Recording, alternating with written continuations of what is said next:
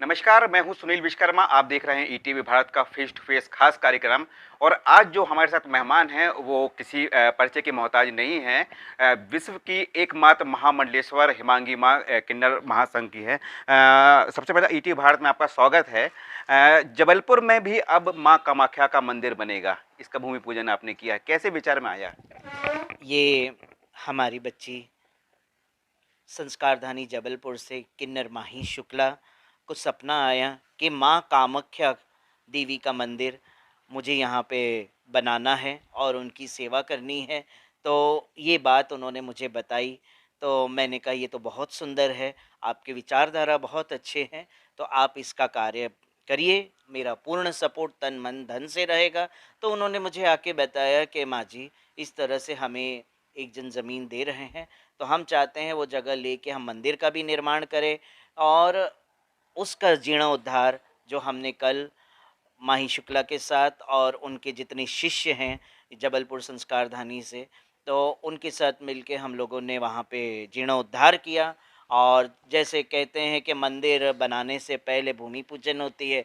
भूमि पूजन में सर्वप्रथम जो शेष नाग नागिन जो हैं उनको स्थान दिया जाता है कि मंदिर का वो रक्षा करते हैं, इसीलिए कल भूमि पूजन हुई। और इसके बाद हम यही है कि भाई वहाँ पे अपना कामाख्या शक्तिपीठ जहाँ पे लोग आएँ, वहाँ पे लोगों का उद्धार हो, अपनी तकलीफ़ें, अपनी कष्ट बाधाएँ किन्नर संतों के द्वारा पूर्ण होगी उनकी, है ना? और खुश होके वहाँ से जाएँ। और उसके बाद यही है कि भई मंदिर के साथ-साथ वो एक किन्नर आश्रम भी बनेगा वहाँ पे, किन्नरों के लिए हॉस्टल भी होगा उसमें। और उसमें जितना हो सके किन्नर समाज को हम शिक्षित करेंगे। सर्वप्रथम बड़ी बात तो ये है कि किन्नर समाज को शिक्षित करना है ना, शास्त्रों का अध्ययन कराना। और वो सर्वप्रथम पूरी विश्व में संस्कारदानी जबलपुर के अंदर वो पहला एक किन्नर आश्रम एवं कामाख्या देवी माँ का मंदिर होगा। और वो मंदिर की देख रेख जो होगी वो माही किन्नर माही शुक्ला के द्वारा होगी। और हमारा पूर्ण सपोर्ट किन्नर माही शुक्ला को रहेगा, हमारा आशीर्वाद है। और इसी तरह से हम किन्नर समाज के उत्थान के लिए आगे कार्य करेंगे।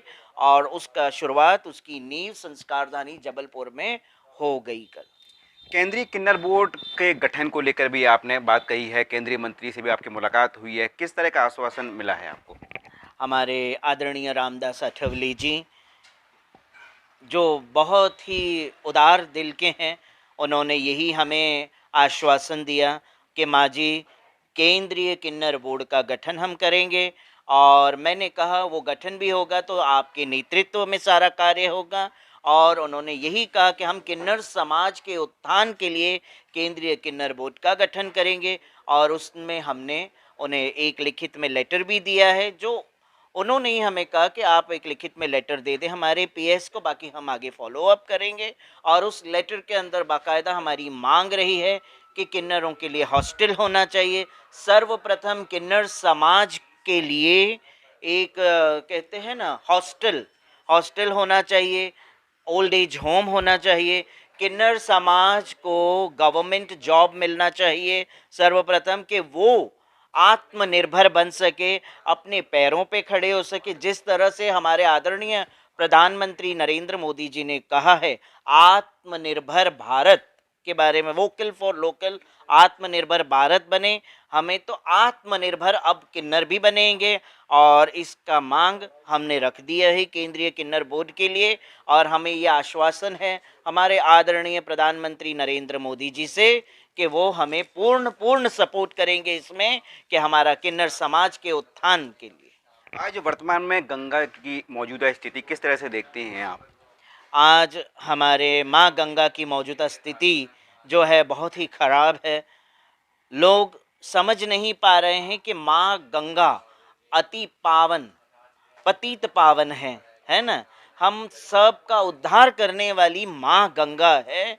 हमें उसमें गंदगी नहीं फैलाना चाहिए। शास्त्रों में वर्णन है कि मनुष्य गंगा जी में जब जाता है तो अपने मैल छोड़े ना, गंदगी ना डाले उसमें, 3 डुबकी लगाना है। अपने आप को शुद्ध, अपनी आत्मा को शुद्ध करना है, अपनी मानसिकता को शुद्ध करना है और 3 डुबकी लगा के बाहर निकलना है, ना कि उसमें गंदगी फैलाना है। क्योंकि शास्त्रों में बताया, माँ गंगा में जो जीव गंदगी फैलाता है उसको, उस जीव का कभी उद्धार नहीं होता है। क्योंकि माँ गंगा स्वयं भगवान विष्णु के चरणों से उत्पन्न हुई है, ब्रह्मा जी के कमंडल में समाई, कुछ वक्त ब्रह्मा जी के कमंडल में रही, समय आया ब्रह्मा जी ने उनको जाने की अनुमति दी, तो भगवान शिव की जटाओं में जाके विराज गई और एक धारा जो है पृथ्वी पे आई, दूसरी धारा अपना पाताल में गई, तीसरी धारा स्वर्ग में गई, इस तरह से धारा गई। तो हमें ये समझना चाहिए कि हमारी माँ गंगा है, माँ से बड़ा इस जीवन में कोई नहीं है, मातृत्व सबसे बड़ा है, प्रकृति देवी भी एक माँ है, हमें प्रकृति का दोहन नहीं करना है। जब जब प्रकृति का, जब जब माँ का दोहन हुआ है, तब तब जीव मात्र का दोहन हुआ है। लेकिन सरकार ने एक विभाग भी बनाया था गंगा के स्वच्छता के लिए, वो जो विभाग था, वो विभाग क्या काम नहीं कर पाया सही ढंग से? देखिए, हर विभाग अपना कार्य बराबर करते हैं, मगर साथ ही साथ हमारे समाज को भी ध्यान रखना पड़ता है। सब कुछ हम विभाग के ऊपर नहीं छोड़ सकते हैं। विभाग की क्या गलतियां हैं, विभाग अपना काम करता है, हमें विभाग को सपोर्ट करने चलना चाहिए कि हम जब गंगा जी में जाते हैं, स्नान करते हैं, पूजा पाठ करते हैं, तो हम उस जगह को स्वच्छ करें, ना कि वहीं छोड़ के गंदगी हम आ जाए। उस गंदगी को हमें अपने हाथों से साफ करना चाहिए। जिस तरह से हम हमारे घर में जाते हैं तो हम हमारे घर को स्वच्छ रखते हैं, इस तरह से माँ गंगा के प्रांगण को भी हमें स्वच्छ रखना चाहिए। ये सब कुछ विभाग के ऊपर नहीं छोड़ा जा सकता। कुछ कर्तव्य हम जीव आत्माओं का भी है कि हमें स्वच्छता रखनी चाहिए माँ गंगा। ये फिल्म अभिनेत्री कंगना रनौत का इस समय बयान काफ़ी चर्चा में चल रहा है कि उन्होंने कहा है कि जो हमें आज़ादी मिली है वो 2014 में मिली है। उनके इस बयान से किस तरह का आप इत्तेफाक रखते हैं?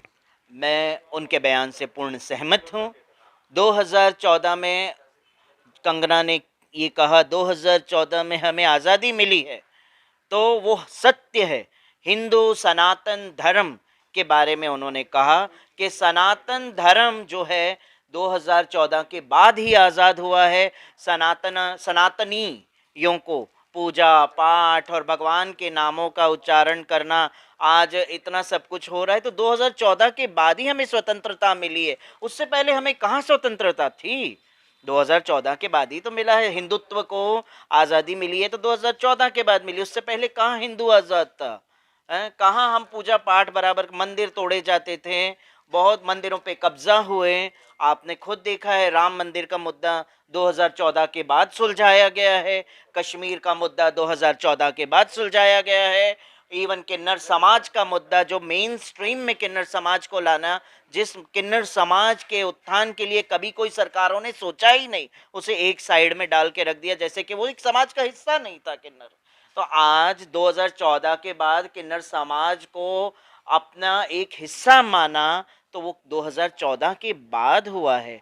तो कंगना का बयान कहीं मैं गलत नहीं मानती हूँ, और मुझे लगता है समाज को भी कंगना की बात को समझना चाहिए, उसे गलत वे में ना लेके उसे सही धारणा में लेनी चाहिए, अपने विचारधारा को सही करना चाहिए। धन्यवाद ईटीवी भारत से बात करने के लिए।